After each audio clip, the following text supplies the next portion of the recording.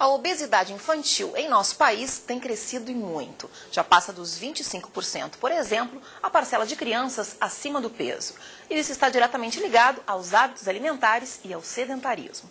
No Rio de Janeiro, o Instituto Estadual de Diabetes e Endocrinologia realiza um importante trabalho para modificar essa realidade. A reportagem é de Ana Carolina Malvão. Brincar de bola virou parte do tratamento médico desses meninos e meninas.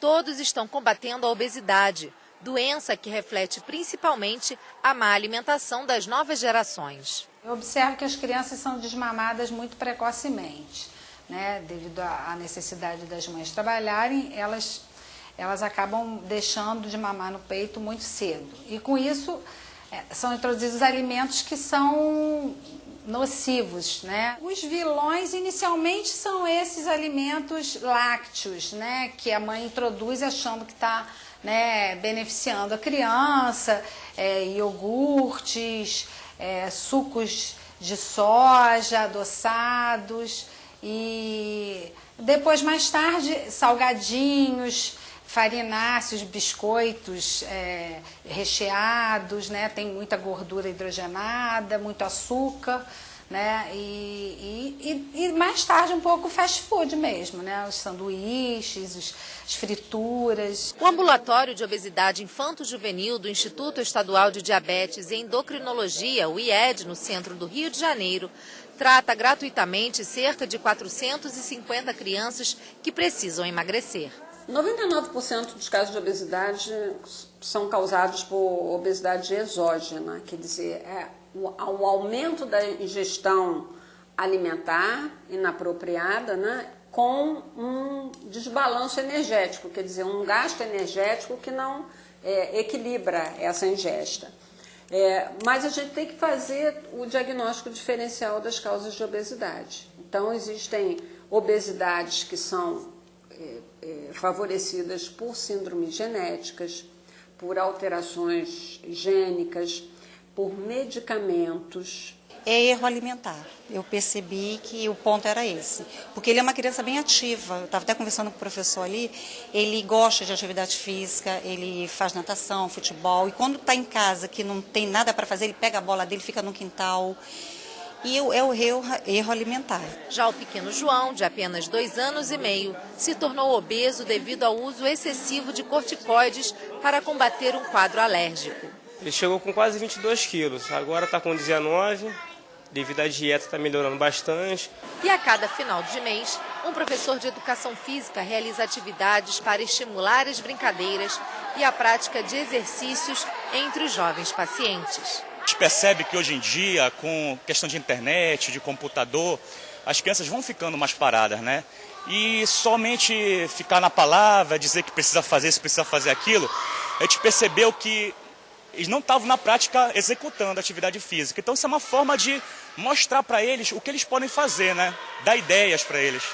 E nos casos mais graves de obesidade, o IED realiza internações de 1 semana durante as férias escolares. Elas passam por um processo de reeducação alimentar, tem um apoio da psicologia, a gente tem a equipe multidisciplinar, ela engloba a psicologia, o serviço social, a enfermagem, o professor de educação física, ocasionalmente a fisioterapia também, porque às vezes essas crianças têm uma pisada um pouco diferenciada e a gente precisa fazer algumas palmilhas para ajudar na atividade física também.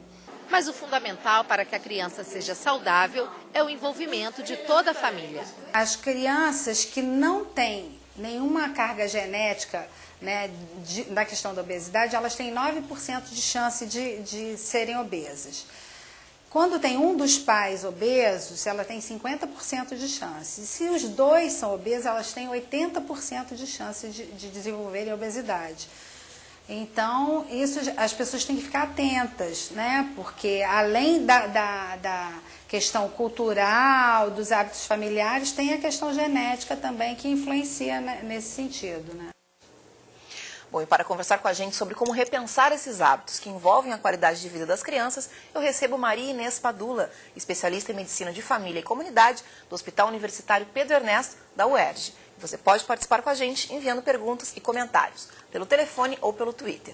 Os contatos estão aí no seu vídeo. Tudo bem? Seja bem-vinda. Boa tarde, Carol. Boa tarde, prazer te receber. Bom, acho que independente dos motivos que como a gente pôde ver na reportagem, para a obesidade infantil, nunca começa diretamente só na criança. Pelo contrário, a gente tem que pensar nos pais e na família, porque mais de 90% das crianças que são obesas, né, não é uma questão genética envolvida, há uma questão mais comportamental e de hábitos alimentares. E como cuidar esses hábitos? A gente sabe que uma das dificuldades principais dos pais é justamente a hora da refeição. As crianças, né, gostam de comer outras coisas que não tá para aquele horário, enfim, as guloseimas, que é uma dificuldade. Então, como conciliar isso? Porque também não dá para privar a criança, né? Não dá, né, Carol? Mas olha só, a criança não nasce conhecendo doce, não nasce conhecendo bala, não nasce conhecendo biscoito, né? Então, a questão é como os pais introduzem, que tipo de alimento eles introduzem. Então, se os pais, eles próprios, se alimentam mal, dificilmente eles vão conseguir controlar o hábito da criança. Então, acho que a primeira reflexão que a gente pode fazer com os pais é como vocês comem, por que vocês comem do jeito que comem e como é que vocês podem se alimentar de forma mais saudável. Acho que esse é o primeiro passo. Bom, a gente tem bastante participação de quem está nos assistindo em casa. A gente vai começar, então, a responder algumas perguntas. A Kátia Machado mandou por telefone uma dúvida se existem políticas públicas em relação ao aumento da prática de atividade física na escola, que geralmente é aquela uma vez por semana a educação física que é ali rapidinho, né? Tem políticas que incentivem o aumento dessa prática no ambiente escolar? Olha só, na escola a gente tem que entender que tem toda uma grade de programa, de currículo, de disciplinas, e a gente também não pode deixar tudo na conta da escola. Uma iniciativa aqui, por exemplo, do governo do Rio e outros governos da Secretaria Municipal é a Academia Carioca, não sei se vocês já viram, né? A Academia Carioca são espaços urbanos onde tem um professor de educação física, onde a criança também pode ali praticar. Praças, lazer. Então, assim, a escola tem uma responsabilidade, mas a criança passa na escola bastante tempo, mas ela passa, em média, em casa, 4 horas na frente do computador, jogando videogame. Claro, então, essa preocupação em se movimentar tem que ser no horário que está em casa também. Eu acho que tem que ser um esforço coletivo, da escola, da família e do governo, assim, do Estado. Né? E os pais também cobrarem da família, os pais cobrarem da escola a alimentação que é servida na escola, conhecer como ela é preparada, para ver a qualidade dessa alimentação. Isso é muito legal. Eu acho que todos nós, aqui no mundo de hoje, a gente tem que aprender a saber que a gente é aquilo que a gente come. Então, não basta só a escola saber, a gente tem que aprender a ler rótulo, né? As 3 primeiras itens de cada rótulo já dizem a quantidade de sódio, de gordura, de cal. Então, assim, eu acho que muito dificilmente uma família, um pai e uma mãe que não cuidam da sua alimentação, terão condição até de cobrar da escola que o façam, porque o exemplo começa em casa. Não adianta a criança comer bem só na escola e não comer bem em casa, Isso. Né? A gente tem uma pergunta aqui do Leandro Silva, via Twitter. Ele pergunta justamente sobre a falta de qualidade da maioria dos alimentos. Se isso é um dos motivos da culpa da obesidade somado à atual educação alimentar. Com certeza, né? A indústria alimentícia, ela coloca as coisas muito gostosas, mas pouco nutritivas. Ela quer vender. Né? Ela não está muito preocupada se ela está fornecendo isso de modo geral, um produto de boa qualidade alimentar. Então, os órgãos públicos entram aí, os nutricionistas, né? Os especialistas, no sentido de ter um controle melhor. Então, assim, no Brasil já diminuiu muito a propaganda de alimento que é pouco saudável.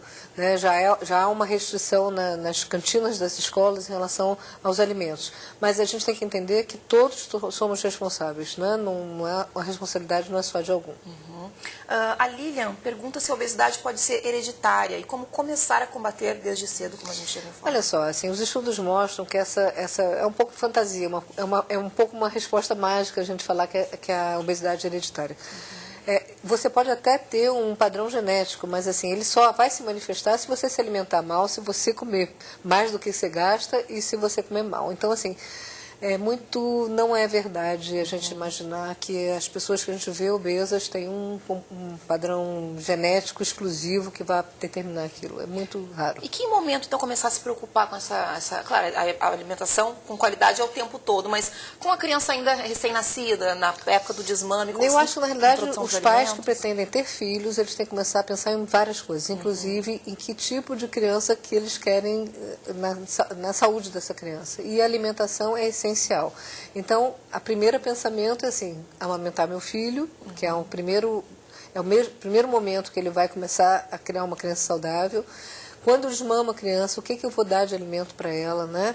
Então, assim, evitar o açúcar. O açúcar branco, ele, assim, o pior da obesidade, Carol, é que ela hoje está ligada a câncer. Certo. A doença do coração. Então, o açúcar branco não é um alimento natural. Então, se eu tiver que usar açúcar, primeiro não preciso usar açúcar para fruta. Fruta já tem um açúcar. Então, eu acho que assim, é procurar se informar desde o primeiro momento com o seu médico, né? Com a equipe de saúde, como eu posso fornecer uma alimentação saudável para o meu filho. Certo. Bom, Maria Inês, muito obrigada pela presença. Foi um prazer. Amém. Até a próxima. A gente faz mais um breve intervalo e o Jornal Futura volta já. No próximo bloco, a formação profissional de pessoas cegas para atuar na indústria de perfumaria.